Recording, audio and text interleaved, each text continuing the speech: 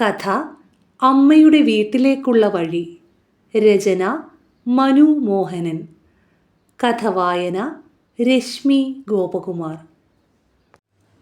അമ്മയുടെ വീട്ടിലേക്കുള്ള വഴി മറന്നുപോയിരിക്കുന്നു. ഓർമ്മകളിലെ പല മുഖങ്ങളും പോയ വഴികളും കാലം പടർത്തിക്കളഞ്ഞെങ്കിലും ആളുകൾക്ക് വരിവരിയായി പോകാൻ പറ്റുന്ന വീതിയുള്ള പച്ചവരമ്പിനെ മറന്നിട്ടില്ല.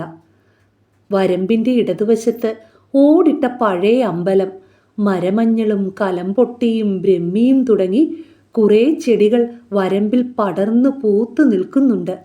വലത്ത് തെളിനീരൊഴുകുന്ന തഴക്കൈതകൾ അതിരിടുന്ന കൈത്തോട്. ഒളിഞ്ഞു പൂക്കുന്ന കൈതപ്പൂമണം കാറ്റിൽ വന്നെന്നെ വിളിക്കും. മാനത്ത് കണ്ണിയും തവളകളും നീർക്കോലിയും കൈത്തോട്ടിൽ ജീവിത മത്സരം നടത്തുകയും മുണ്ടികൾ ആളനക്കം കേട്ട് തപസ് മുടങ്ങി പറന്നുപോവുകയും ചെയ്യും. തലയിൽ തോർത്തു കെട്ടിയ സ്ത്രീകൾ തഴക്കൈകൾ അറുത്തു കെട്ടുന്നുണ്ട്. ആരോ മരമഞ്ഞൾ പൂപറിച്ച് അണപ്പല്ലിൽ തിരുകി പല്ലുവേദനയ്ക്ക് ശമനം വരുത്തുന്നു. ഇരുണ്ട പച്ചഞ്ഞാറുകളിൽ ചേറിൻ്റെ മണം കൊണ്ടുതരുന്ന ഉന്മാദിയായൊരു കാറ്റിൻ്റെ തിരയിളക്കം. അമ്മയുടെ വീട്ടിലേക്ക് അവസാനമായി പോയത് കുംഭമാസത്തിലാകണം. അമ്മാവനൊപ്പം അടൂരിൽ ബസ്സിറങ്ങി ഐസ് പരലിട്ട ആപ്പിൾ ജ്യൂസ് ആദ്യമായി കുടിച്ച് തുഷാരം സിനിമയും കണ്ട് ഏതോ കടയിൽ നിന്നും ചാക്കരി വാങ്ങി സഞ്ചിയിലിട്ട് വയൽവരമ്പേ നടന്ന് തവളകളും ചീവീടുകളും നാമം ചൊല്ലിത്തുടങ്ങിയ വയലിറമ്പിലെ ഓടിട്ട വീടണഞ്ഞ സന്ധ്യ. വീട്ടിലേക്ക് കയറാൻ തോട്ടുവരമ്പിൽ തെങ്ങിൻ തടി ചേർത്തിട്ടൊരു പാലമുണ്ട്. പാലം കടന്നാൽ നടവഴിക്കിരുവശം കല്യാണച്ചെടിയും കോഴിവാലനും പുള്ളിച്ചെടിയും തുടങ്ങി നിറവും മണവുമുള്ള ചെടികൾ നിരയും വരിയുമായി വളർത്തിയിരിക്കുന്നു. വഴിയുടെ ഇടത്ത് നടന്നു പോകുന്നവരുടെ നെറുകയിൽ തൊട്ട് തലോടുന്ന സമൃദ്ധമായി പൂക്കുന്ന വെള്ളമന്താരം അമ്മയുടെ ഇഷ്ട ചെടികളിലൊന്ന്. ഇടത്തോട്ടൊരു നടവഴി, ചുവന്ന കമ്പിളിനാരകവും മുല്ലപ്പടർപ്പിലെ കിളിക്കൂടുമുള്ള അയൽപ്പക്കത്തിലെ ക്രിസ്ത്യാനികളുടെ വീട്ടിലേക്ക്. ചാക്കരിച്ചോറ് വേവുന്ന മണം വരുന്നുണ്ട്. അത്താഴമുണ്ണാൻ എല്ലാവരും അടുക്കളയ്ക്കടുത്ത മുറിയിൽ ഒത്തുകൂടുന്ന നേരം. അമ്മാവന് സീറ്റ് ചിരവപ്പുറം, ബാക്കി എല്ലാവരും കൊരണ്ടിയിലും തറയിലും ഇരിക്കും. ചാക്കരിച്ചോറിൽ പച്ചത്തേങ്ങാ ചമ്മന്തിയും വാഴയ്ക്കാത്തോരനും ഇട്ട് ഇളക്കുമ്പോൾ ഹൃദ്യമായൊരു ഗന്ധമുയരും. ഇന്നോളം ആവർത്തിക്കാനാവാത്ത സുഗന്ധത്തെ ഞാൻ എന്നിൽ സൂക്ഷിച്ചു വെച്ചിട്ടുണ്ട്. വീട് നിൽക്കുന്ന തുണ്ടിലെ ചീനിക്കൃഷിയിൽ നിന്ന് അമ്മുമ്മ പഴുത്ത ചീനിയില അടർത്തി ആടിന് തീറ്റ കൊടുക്കും. പച്ചച്ചീനിയില തണ്ടൊടിച്ച് കീറി ചീനിത്തണ്ടുമാലയും പച്ചോല കാല് തെറുത്ത് ഓലപ്പീപ്പിയും ചീനിക്കാ കൊണ്ട് പമ്പരവും എനിക്കും വലിയമ്മയുടെ മകൾ ബിന്ദുവിനും ഉണ്ടാക്കിത്തരും. അപ്പൂപ്പൻ്റെ മുറിവിലിടാൻ കിട്ടുന്ന പൊടിമരുന്നിൻ്റെ കുപ്പിയിൽ വെള്ളം നിറച്ച് ചീറ്റിച്ചും ചീനിക്കമ്പിൻ്റെ പൊങ്ങിടിച്ച് തെറിപ്പിച്ചും ഞങ്ങൾ അവിടെ ആകെ ഓടി നടക്കും. ഒരു മൊന്ത വെള്ളത്തിൽ കൈയും കാലും മുഖവും കഴുകി കിഴക്കോട്ട് നോക്കി കാലു പിണഞ്ഞു നിന്ന് അമ്മുമ്മ ഉദയസൂര്യനെ തൊഴുത് ഏതോ മന്ത്രം ജപിക്കും. താഴെ തുണ്ടിലൊരു കിണറുണ്ട്. പാള കൊണ്ടോ ഇരുമ്പ് തൊട്ടി കൊണ്ടോ വെള്ളം കോരുന്ന കിണർ. പനി കഴിഞ്ഞ് കുളിയുടെ വേദവെള്ള മണമായി കാട്ടുതുളസിയും ചുമരയും വളരുന്ന കിണറ്റിൻകര. വടക്ക് കിഴക്കേ മൂലയ്ക്കെവിടെയോ വെറ്റക്കൃഷിക്കാരെ പേടിച്ച് മൂടിക്കളഞ്ഞ കുളസ്ഥാനം.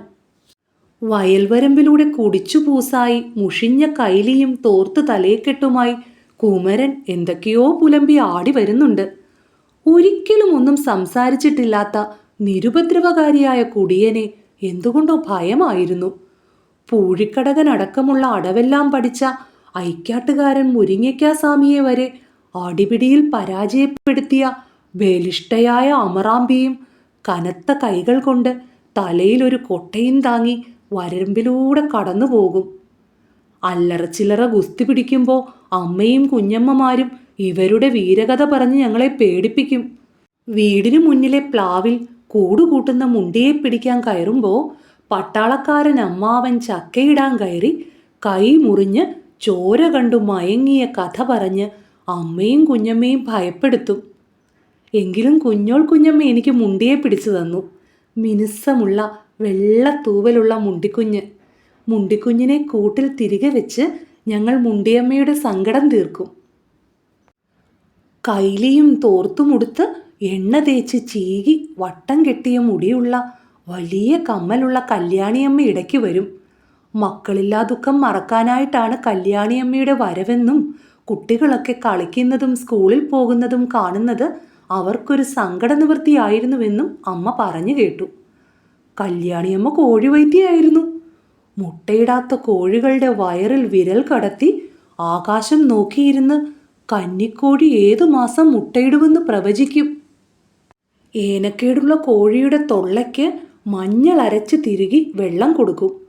കിളിറാഞ്ചനും പരുന്തും പിടിച്ച് ജീവൻ പോയ കോഴിക്കുഞ്ഞിനെ കിണ്ണത്തിൻ കീഴിലിട്ട് ചുള്ളിലുകൊണ്ട് കൊട്ടി പോയ ജീവനെ തിരിച്ചു വിളിക്കുന്ന മാന്ത്രികയുമായിരുന്നു അവർ. വീടിറങ്ങി കൈത്തോട്ട് വരമ്പിൽ വലത്തോട്ട് നടന്നാൽ ഒരു പെരുന്തോട്, അതിലും ഒരു തടിപ്പാലം.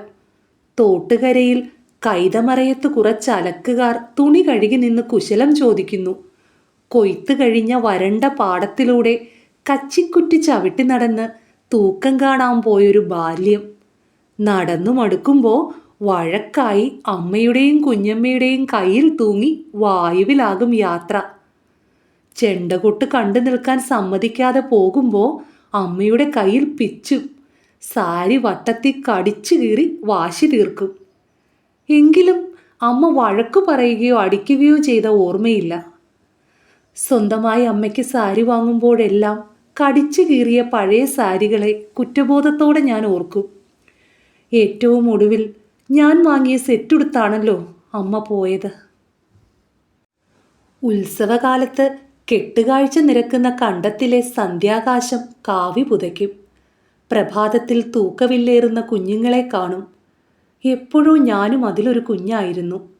ഇന്നും ഏഴംകുളത്തെ യക്ഷിയമ്മയ്ക്ക് പുറകിലെ ഒറ്റപ്പനയ്ക്ക് പുറകിലൂടെ അമ്മയുടെ വീട്ടിലേക്ക് പോയ പാടവരമ്പ് നോക്കി ഒരു നിമിഷം നിൽക്കാറുണ്ട്. വഴികളും മണ്ണും മനുഷ്യരും മനസ്സിലാകാനാവാത്ത വിധം മാറിപ്പോയിരിക്കുന്നു. എങ്കിലും അരനൂറ്റാണ്ടു മുൻപ് അതുവഴി നടന്നുപോയവരുടെ കാൽപ്പാടുകൾ എനിക്ക് കാണാനാകുന്നുണ്ട്. ഏഴംകുളം ക്ഷേത്രയാത്ര ഒരു തരത്തിൽ അമ്മയുടെ വീട്ടിലേക്കുള്ള സാങ്കല്പിക യാത്രയാണിപ്പോൾ. ശ്രീലകത്തിരുന്ന് ഏഴംകുളത്തെ വല്യമ്മ നീ വല്ലതും തിന്നോ കുടിച്ചോ എന്നൊക്കെ ചോദിക്കുന്നത് പോലെ തോന്നും. ഒരു പട പായസമോ വെള്ളച്ചോറോ വാങ്ങി തിന്നും. ഉള്ളു നിറയും. ഏതോ ജീവിത കാരണങ്ങളാൽ വിറ്റുപോയ അമ്മയുടെ വീട് പിന്നീട് എവിടെയോ വാങ്ങിയ വീടിനോട് അടുപ്പവുമില്ല.